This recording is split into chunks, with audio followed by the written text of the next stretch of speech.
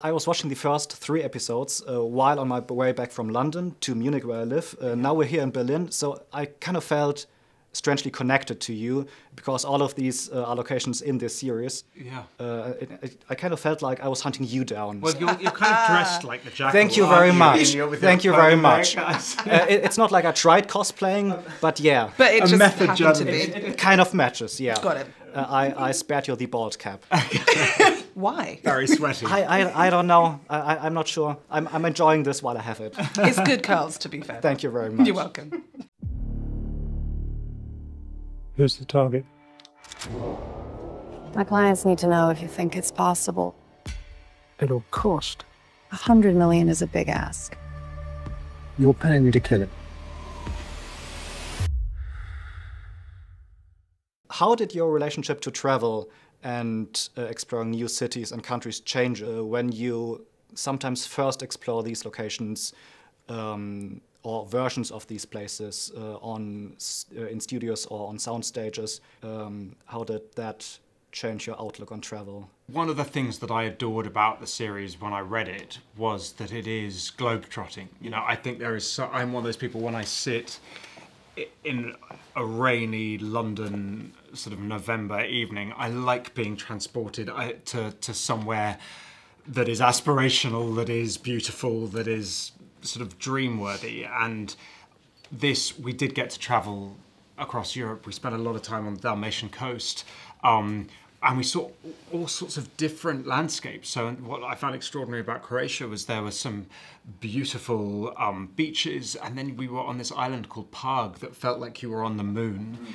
We got to shoot in Vienna, but Vienna was passing from Munich, so there was a particular part of it that was the business centre almost. Yeah. It was also quite confusing because there were moments when we were in Hungary, but that was passing for France, that was then passing for London, that was then... Yep. We had to keep a track of where we were, I think. He's an exceptional assassin. He will kill again, unless we stop him. There's no record of him anywhere. Yeah, how did it feel for you? I mean, I wasn't there at that part. However, she was in London. I was in London, yeah, but I was in London and London in Budapest as well, which was lovely. So I found it great stepping into Bianca's set-build house, which very much though felt like London, and then shooting the exteriors, her walking into the house and turning the key and then cut. That was brilliant. It's so strange. It's so strange. It is the oddest thing about acting. Like it never gets, and you go from, for example, you're shooting in Hungary in the studio for a London set in the 40-degree heat. Yes. You know, but you're wearing clothes coats, that are from the winter, and because we also shot over 8 months, we did get all of the seasons, and we got to see these locations at different times of year. I felt like very privileged, actually. That's the benefits of acting, I guess. Yeah. How did your agents pitch this project to you in the first place? Did they go, well, we loved your accent in Cabaret, let's do some more German, or great work as 007, let's go back to MI6? What was that process like? Funny. It was that. That's literally what they did said, you speak to them? Because it sounds it like... went so well last time. Do it again. Exactly. It wasn't so much a pitch. It was more of a sense check. Because I don't like to repeat myself if I can. And you know, being 007, the Bond world, the franchise, it's such a legacy move. It's such a big moment in one's career that you almost don't want to touch anything like it again, just in case there's a compromise of some sort. But when I read the first 3 episodes here, I was like, oh, Bianca's wonderful. She's complex, and she has some things that I didn't actually, didn't have time to dive into with Naomi from No Time to Die. We got to see this woman as a mother and a wife, and battling with herself, and she's just really complicated.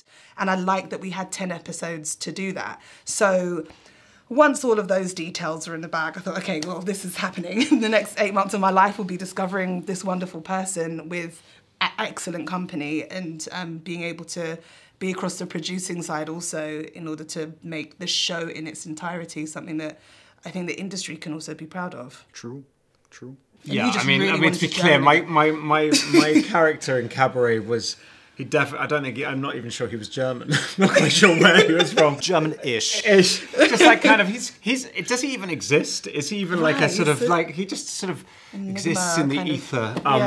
No, one of the great challenges for me was the languages on this. I don't speak a word of German But your pronunciation is excellent. Is it really? It is excellent. Thank you. He looked earnest when he said that. Like, you mean that, right? I have There no are so idea many about actors who do an okay-ish German accent. Your pronunciation is excellent. Thank you. I had no idea what I was saying. I had a brilliant language coach called Simone who worked very hard, but it was so weird learning something literally by music. I mean, obviously I knew what the words meant, but I don't speak a word of German. So thank you. I will take that. You've come dressed as the Jackal. You've given me a compliment about my German. I love you. That's why I am here. Perfect. This is based on the 1971 novel. Have you read the novel before you embarked on this journey? Yes, I had. I had watched the movie first when I was little, inappropriately little, but then I had read the book when I was in my early 20s. And what I loved about this is that the Ronan Bennett, who wrote the series, even though this is a completely different story, it's contemporary and it's updated, he has woven, direct lines from the original book, Easter eggs that people can see woven in from the Zinnemann movie. So hopefully for people who have no idea about the book or the film, the original movie, they will find it thrilling. For people that do know it, they will see these little things. That's my weaving. Jackal weaving. Jackal weaving. Again, to Jackal Schürmann. And cut to black. Exactly.